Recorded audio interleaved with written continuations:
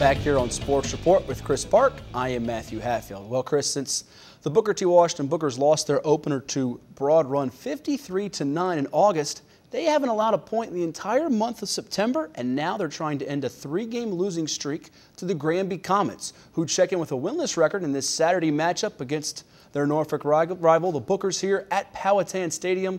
Let's see, can Booker T move its winning streak on the year to 3 here as they go into October with a nice run here going towards the playoffs maybe? Yeah, the Eastern District, you have a chance to really make some space between yourself and the pretenders in the district, and going deep downfield as Granby gets off to a good start, as that is Justice Moore finding his do-everything target, Isaiah Clark Brown, for the touchdown for the Comets. Isaiah Clark Brown, probably the newcomer of the year in the Eastern District. They still have that award out there. Even though Granby hasn't won a game, he's been scoring touchdowns all year long for first-year head coach Sekou Wilson. Now the Bookers have the football behind their quarterback Brandon Gaddy, and he will pitch it out to Michael Lewis, who gets a full head of steam inside Granby territory there with a gain of over 20 yards. Nice job on the ground for the Bookers, and they'll stay with the ground attack as that's DeMonte Smith getting to the corner inside the 10, and he'll find pay dirt for the touchdown as he scores from 20 yards out to tie the game. Much to the delight of second-year head coach Jim Flowers. It's knotted up early in the first quarter, and Booker T is going to try to get some more offensive fireworks, but not before that Granby defense with Julian Powell-Riddick brings down Lewis for a loss. And the Granby Comet is certainly excited by that turn of events. And now a little razzle-dazzle as the Bookers look to get creative, as that's Douglas Butts taking the reverse and gets inside Comet territory down to the 50. As you see, still in the second quarter, and Gaddy under center will look to hand off to Lewis, and Lewis up the middle finds plenty of room inside the 20, but he's going to be stripped and lose the football. Great play made by Darius Brown as he makes the tackle and the fumble.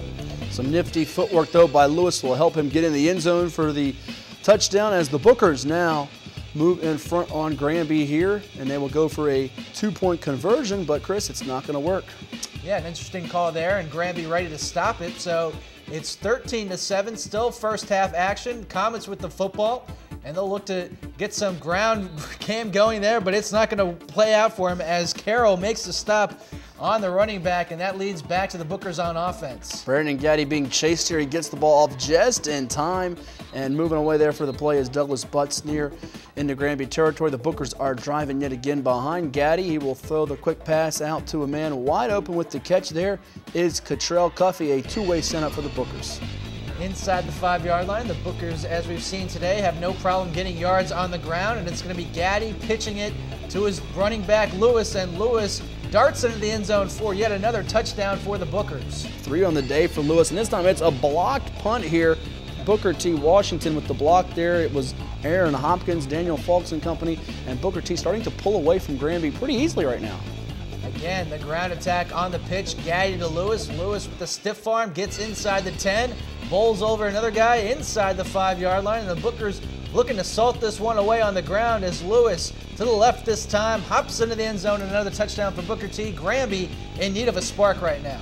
Just when you count Granby out, they say not so fast, my friend. Isaiah Clark Brown with the reception with the guy draped over him. Interference, doesn't matter. He still brings it in on the touchdown pass from Justice Moore, his second of the day, and Moore's going to look for him again. Justice is not blind. It happens to find wide receivers down the field as Moore hits another target. Darius Brown inside the 20, taken out of his feet at the 10-yard line, and the Comets looking to make this a one-score game. And what can Clark Brown do for you on the slant? 10-yard touchdown as the Granby is 1 score down, Chris. They were done just about 5-6 minutes to go in the game. 9 minutes to play with a chance to spring the upset.